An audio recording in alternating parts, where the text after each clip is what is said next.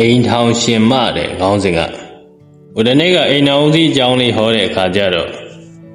တချို့တကကြီးတွေကမြတ်မြတ်တတ်ဖြစ်အောင်အိမ်တော်ရှင်မအကြောင်းမှာဟောပေးပါဆိုလို့အိမ်တော်ရှင်မတွေရဲ့ပြည့်စုံနေရမယ့်အရေးချင်းတွေကိုထပ်ပြီးတော့ဟောပြလိုက်ရပါတယ်အဲ့ဒါတွေကတော့နံပါတ်1 emotional support စိတ်သက်ခိုင်မာအောင်အနောက်ကနေတွန်းအားပေးရမယ်တဲ့အိမ်တော်ရှင်မကောင်းတစ်ယောက်ဖြစ်ဖို့ဆိုတာကိုယ့်ရဲ့လင်သားပေါ်မှာအပြည့်အဝယုံကြည်နေရမယ်အပြည့်အဝထောက်ခံမှုကိုပေးနေရမယ်ဘယ်လိုဘယ်အချိန်ဘယ်နေရာမှာပဲဖြစ်ဖြစ်ကိုယ့်လင်သားအတွက်အမျိုးသမီးဆိုတာခွန်အားဖြစ်နေရမယ်နောက်ဆုံးကုန်းကောက်စရာမရှိအောင်ဆင်းရဲသွားပါစေကိုယ့်လင်သားပေါ်မှာအားပေးမှုမလျော့ရဘူးဘယ်သူမှကိုယ့်လင်သားကိုအားမပေးခြင်းနေကိုကတော့အားပေးရမယ်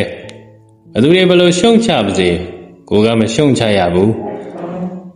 ဒါမှသာအိမ်အောင်ရှင်မကောင်းလို့ပြောရမယ်နော်ဘုံဖတ်ဘူးတဲ့စာလေးတစ်ခုမှဆိုရင်အဲ့လူကရုပ်ကလည်းဆိုးဘယ်နေရာမှအဆင်မပြေဘူးအလုပ်လုပ်တာကအဲ့ဒီလူတွေကသူ့ကိုအမြဲနှိမ်နေအလုပ်လည်းကောင်းကောင်းမရဘူးပေါ့အဲ့လိုဖြစ်တော့စိတ်ဓာတ်တွေကျနေတာပေါ့သူစိတ်ဓာတ်ကျနေတဲ့အချိန်မှာသူ့ဘေးနားမှာကမိန်းမကခွန်အားတွေဖြစ်အောင်ပြောပေးတယ်ငါယောက်ျားတော်တာငါအသိဆုံးပါငါယောက်ျားအရေးချင်းရှိတာငါအသိဆုံးပါလို့ပြောတော့ယောက်ျားလည်းခွန်အားတွေဖြစ်ပြီးကြိုးစားလိုက်တာတထေးဖြစ်တဲ့အထိပဲတဲ့ဆိုလိုတာကအားပေးဖို့ပါနော်နံပါတ်1 maintain the merit အိမ်တော်ရေးကြာရှည်စွာတည်မြဲအောင်ဆွမ်းဆောင်နိုင်ရမယ်တဲ့အိမ်တော်ရေးတစ်ခုနှစ်ပေါင်းများစွာတည်မြဲဖို့ဆိုတာအိမ်တော်ဦးစီးတယောက်တည်းကောင်းနေုံနဲ့မရဘူးအိမ်တော်ရှင်မလည်းကောင်းဖို့လိုအပ်တယ်တယောက်ကကောင်းပြီးတယောက်ကဆိုးနေအဆင်ပြေမှာမဟုတ်ဘူးတချို့မျိုးသမီးတွေကလင်သားဘလောက်ကောင်းကောင်းအကောင်းမမြင်တတ်တဲ့အမျိုးသမီးတွေရှိတယ်လင်သားကိုဆဲဆိုးဆူပူပြီးမရှိရှိတဲ့ပြဿနာကိုရေးကြီးခွင်ကျလှုပ်ပြီးပြဿနာရှာတတ်တဲ့သူတွေရှိတယ်ပြဿနာဖြစ်ပြီးဆိုရင်လူသိရှင်ကြားအော်ဟစ်ဆဲဆိုးကိုယ်နေညာရှေ့ညာအော်ဟစ်နေတဲ့သူတွေရှိတယ်အဲ့လိုဖြစ်တော့လင်သားကမခံနိုင်ဖြစ်ပြီးထပြီးထိုးကြိတ်ပစ္စည်းတွေရိုက်ခွဲပြီးရင်ရက်တွေမူးယူပြီးကျန်းတော့ဘသူတွေဆုံးရှုံးတယ်လဲဆိုတော့ကိုယ်တွေပဲဆုံးရှုံးရတာပေါ့ပြီးရင်ကွဲကြပြဲကြနဲ့ကြားလို့မကောင်းတာတွေဖြစ်ကြရတယ်ဒါကြောင့်ဒါမျိုးတွေလုံနေပြီဆိုရင်လည်းအိမ်တော်ရှင်မကောင်းလို့ပြောလို့မရဘူးနော်နံပါတ်3 faithfulness loyalty တဲ့သစ္စာတရားကိုလက်ကင်ထားရမယ်တဲ့ဒီအချက်ကအိမ်တော်ရေးမှာအရေးကြီးဆုံးအချက်ပဲတယောက်နဲ့တယောက်လက်ထပ်ပြီးဘဝတည်ထောင်ကြတယ်ဆိုတာဟာတယောက်ကိုတယောက်ယုံကြည်ကြလို့ဖြစ်ပါတယ်ကိုယ်နှုတ်စိတ်သုံးပါးလုံးယုံကြည်ရလို့ဘဝပေးပြီးပေါင်းကြတာပေါ့အဲ့လိုယုံကြည်တဲ့အရာကိုလည်းတန်ဖိုးထားပြီးထိမ့်သိမ်းရမယ်ကိုယ်လင်သားပေါ်မှာဖောက်ပြန်မှုတွေမပြုရဘူးဖောက်ပြန်တဲ့နေရာမှာကိုယ်နဲ့လည်းမဖောက်ပြန်နဲ့စိတ်နဲ့လည်းမဖောက်ပြန်နဲ့နှုတ်နဲ့လည်းမဖောက်ပြန်နဲ့တချို့မျိုးသမီးတွေကကိုယ်နဲ့တော့မဖောက်ပြန်ကြဘူးစိတ်နဲ့ဖောက်ပြန်နေတာတွေရှိတယ်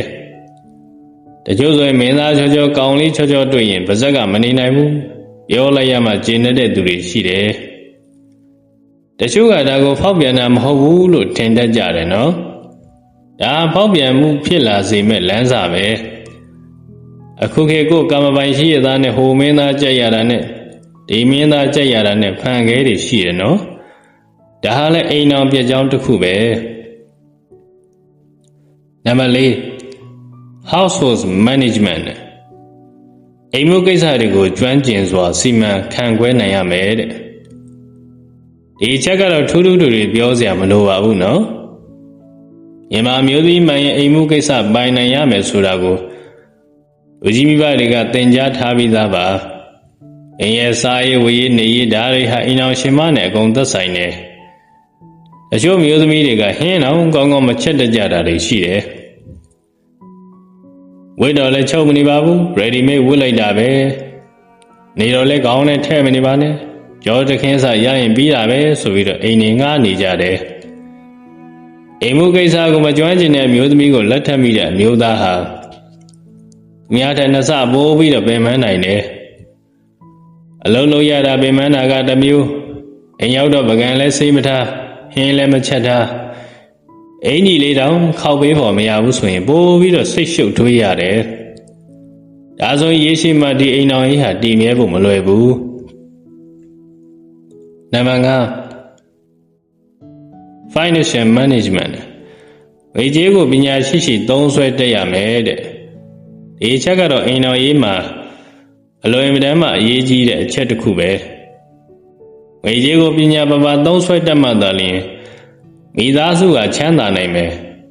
အမျိုးသမီးဖြစ်တဲ့အိမ်တော်ရှင်မဟာငွေကြေးကိုလျက်ပေါ်လော်လီလုံးမပြရဘူးစနစ်ကြရတယ်အမျိုးသားဆိုတဲ့အမျိုးကများသောအားဖြင့်ရလာတဲ့လစာတွေကိုအမျိုးသမီးကိုအပ်ကြတာများပါတယ်အဲလိုအပ်လာပြီဆိုရင်သုံးတင်တာကိုသုံးသိသိတင်တာကိုသိသိရမယ်အပေါ်ဝင်ငွေဘလို့ရအောင်လုပ်ရမလဲဆိုတာကိုနားလည်ထားရမယ်ငွေစုတတ်တဲ့အကျင့်ကိုလည်းထားရမယ်ပြီးရင်ကိုသားသမီးရဲ့ပညာရေးကျန်းမာရေးစသဖြင့်နေရာဒီမှာလည်းသိချစွာသုံးစွဲတတ်ဖို့လိုအပ်တယ်တချို့မျိုးသမီးတွေကဒါကိုနားမလည်ကြဘူးရလာတဲ့ငွေကိုပလိုင်းပေါက်နဲ့ဖားကောက်သလိုလှုပ်တတ်ကြတယ်ဒါကြောင့်လဲမွဲတဲ့မွဲနေကြတာပေါ့အရှိကကုန်းရုံးရှာအနောက်ကနေဖဲရိုက်ကပ်ဖောက်နှလုံးသုံးလုံးထိုးပြနေကြမှတော့မွဲတာမဆန်းပါဘူးနံပါတ် 6 Respect your husband သင်ရဲ့လင်သားပေါ်မှာလေးစားမှုရှိရမယ်တဲ့ဒီအချက်ကသိရေးကြည့်တယ်လင်ရဲ့မယားရဲ့လို့ဖြစ်လိုက်ချစ်သူရေးစားဘဝလောက်လေးစားမှုတွေမရှိတော့ပဲလေးစားမှုတွေလျော့သွားတတ်တယ်ကိုယ့်ရဲ့လင်သားကပေါမောက္ခကြီးဖြစ်လင်ကစားကိုယ့်ကိုယူထားတာပဲဆိုပြီးတော့တချို့မျိုးသမီးတွေကမယုံမသေးလုပ်တတ်တဲ့အမျိုးသမီးတွေရှိတယ်ရှင်ဘုရင်ကနေအောက်ခြေဝန်ထမ်းဘဝပင်ဖြစ်လင်ကစားအမျိုးသမီးရဲ့တာဝန်ရကိုယ့်ရဲ့လင်သားကိုလေးစားရမှာဓမ္မတာပါပဲကိုလင်သားကိုကိုမမလေးစားရင်ဘယ်သူကလေးစားမှာလဲအိမ်မှာမလေးစားရင်တော့လူကြားသူကြားထဲမှာတော့လေးစားရတဲ့ပုံစံတော့ပြရမယ်ခုခေတ်မျိုးသမီးတွေကအဲ့လိုမဟုတ်ဘူးလူကြားသူကြားထဲလဲဆဲတာပဲလူဆုံးပြီဆိုမှထပြီးအော်ဟစ်မယ်ပြီးရင်ငယ်ကျုံငယ်နာတွေဖော်ပြီးတော့ပြဿနာရှာတတ်ကြတယ်ဒီလိုတွေလို့တော့လင်သားကမခံနိုင်ပဲထိုးကျိတ်ပြီးတော့အများအမြင်မှာကိုယ်လင်သားကိုပဲပြစ်မြင်ကြမှာပဲတချို့မျိုးသမီးတွေဆိုရင်ကိုယ်လင်သားမကောင်းကြောင်းကိုရဲတကာရွာတကာရှောက်ပြောနေကြတာတော့တွေ့ဘူးတယ်ဒါတွေကအိမ်တော်ရှင်မကောင်းလို့ပြောလို့မရဘူးနော်နံပါတ် 9 Good mindset မိသားစုကိုတိုးတက်လို့စိတ်ရှိရမယ်တဲ့ဒီအချက်ကတော့အရေးကြီးတယ်ကိုမိသားစုတိုးတက်ရေးကိုအမျိုးသားကောအမျိုးသမီးပါထည့်တွက်ရမယ်အမျိုးသားကရှေ့ကတိုးတက်ရေးလုပ်နေတဲ့ကိုနောက်ကနေတွန်းအားပေးရမယ်အောင်မြင်တဲ့မျိုးသားတွေနောက်မှာကောင်းမွန်တဲ့မျိုးသမီးတွေရှိတယ်ဒါမှစတဲ့တိုးပြီးတော့အောင်မြင်မှာပေါ့ဒီလိုမျိုးပဲနောက်ကနေဖျက်လို့ဖျက်ဆီးလုပ်ပြီးအောင်မြင်မှုတွေနောက်နှေးအောင်လိုက်လုပ်နေတယ်ဆိုရင်အိမ်တော်ရှင်မကောင်းလို့ပြောလို့မရဘူးအမျိုးသားတွေကဒီလိုအမျိုးသမီးမျိုးနဲ့ဆိုရင်တော့သိကြတယ်ကုန်းရုံးရှာဘယ်တော့မှမပြောင်းရဘူးမွဲတဲ့မွဲမယ်ဆင်းရဲတဲ့ဆင်းရဲနေမှာသိကြတယ်နော်နောက်ဆုံးမာဂျင်တဲ့စကားလေးတစ်ခုရှိတယ်A good wife is not a boss she is a good partner ဇနီးကောင်းဆိုတာအရှင်သခင်မဟုတ်ဘူးမိတ်ဆွေကောင်းတာဖြစ်တယ်တဲ့ဒီစကားဟာသိကောင်းတယ်